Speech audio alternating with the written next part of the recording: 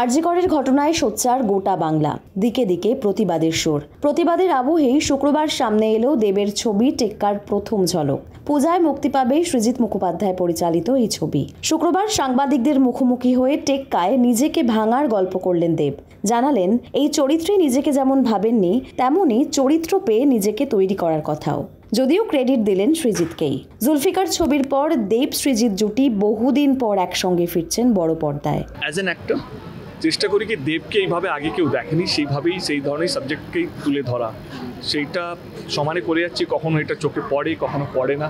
আমার কোথাও যেন মনে হচ্ছে কি টেক্কাটা হয়তো চোখে পড়বে। দেবের পরিশ্রমটা, দেবের যে তোমাদের প্রশ্নেই মধ্যে ছিল কি কতটা ভাঙতে হয়েছে, এই ভাঙা এবং নিজেকে আবার নতুন করে গড়া, এই যে ভাঙা গড়ার মধ্যে যে ডিফারেন্সটা, সেটা হয়তো দর্শক হয়তো অনেকটা বুঝতে পারবে। তবে কলকাতার সাম্প্রতিক পরিস্থিতি খানিকটা হলেও কি চাপে ফেলেছে প্রযোজক দেবকে? এই প্রশ্নের উত্তরে দেবের সাফ বক্তব্য, বিচার চেয়ে এত মানুষের সঙ্গে অবিচার করতে পারবো না। কারণ পূজার এই 5 দিনের উপার্জন নিয়ে অনেকেই 5 মাস সংসার চালায়। আমার ক্ষমতা আছে 5 মাস রোজগার না করলেও চলে যাবে, কিন্তু একটা সিনেমা মুক্তির সঙ্গেও বহু মানুষ জড়িয়ে, সেটা বলার অধিকার নেই। তাই হাজার নিন্দা সত্ত্বেও এই পূজায় টেক্কা আনবেনই দেব। আমি একটাই কথা, আমি হয়তো স্বার্থপর, তো আমি স্বার্থপর।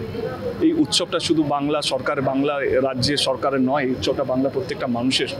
এবং আমি একটা জাস্টিস আনার জন্য অনেকগুলো মানুষের রোজগারকে বন্ধ করতে চাই না। এবং আমি আপনাদেরকে অনুরোধ করব, আমরা উৎসবেও প্রতিবাদ করতে পারি। উৎসবটা জন্মেই ছিল এই কারণে, মানুষকে এক রাখার জন্য, প্রতিবাদের কথা বলার জন্য। যদি আপনাদের মনে হয় যে না প্রতিবাদটা চলতে, সেটা উৎসবের মধ্যে হতে পারে। কারণ এই উৎসব শুধু উৎসব নয়, অনেকগুলো মানুষের তাদের রোজগারের জায়গা, তাদের সংসার চালানোর একটা সময়। আমাদের কাছে 5 দিনের উৎসব, কিন্তু ওদের কাছে এটা 5 মাসের রোজগারের জায়গা। বাকিটা আমি জনতার উপরে ছেড়ে দিলাম। আমি কিন্তু পুজোতে টেক্কা নিয়ে আসছি।